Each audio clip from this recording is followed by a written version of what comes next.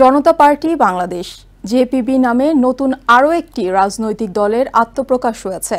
দলের চেয়ারম্যান অভিনেতা ইলিয়াস কাঞ্চন ও মহাসচিব সিনিয়র সাংবাদিক শওকত মাহমুদ শুক্রবার সকালে রাজধানীর একটি হোটেলে আত্মপ্রকাশের পর ইলিয়াস কাঞ্চন বলেন, দেশের জন্য সততার সাথে কাজ করবে জনতা পার্টি বাংলাদেশ।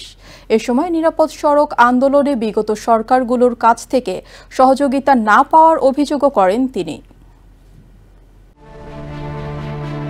নিরাপদ সড়ক চেয়ে আন্দোলন করে জীবনের ৩২ বছর কাটানোর পর এবার নিজেই রাজনীতির মঞ্চে উঠে এলেন বর্ষিয়ান চলচ্চিত্র অভিনেতা ইলিয়াস কাঞ্চন।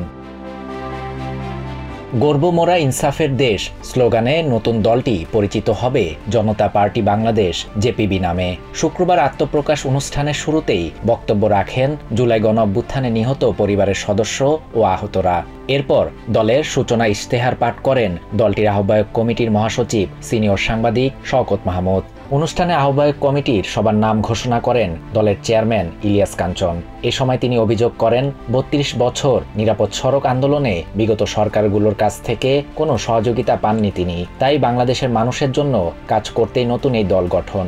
দলের আহ্বায়ক শওকত মাহমুদ বলেন, উদার গণতন্ত্রে বিশ্বাসী একটি মধ্যপন্থী দল হবে জেপিবি। জুলাই বিপ্লবের একটি সনদ জাতির জন্য অপরিহার্য বলে মনে করেন তিনি। জানান, ইনসাফ কায়েম কমিটি নিয়ে ভুল বোঝাবুঝি থেকেই বিএনপি ছেড়েছিলেন তিনি। জাতীয় ঐক্য গড়তে সবাইকে প্রয়োজন বলে মনে করেন নতুন এই দলটির নেতারা। এদিকে ইলিয়াস কাঞ্চনকে আইনি নোটিশ দিয়েছেন জনতার বাংলাদেশ পার্টির চেয়ারম্যান শফিকুল ইসলাম সবুজ খান।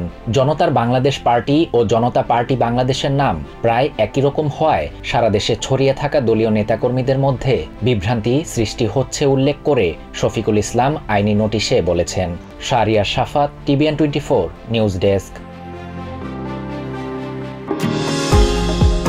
নিউ ইয়র্ক থেকে সম্প্রচারিত TVN 24 টেলিভিশন বিশ্বজুড়ে বাঙালির কণ্ঠস্বর।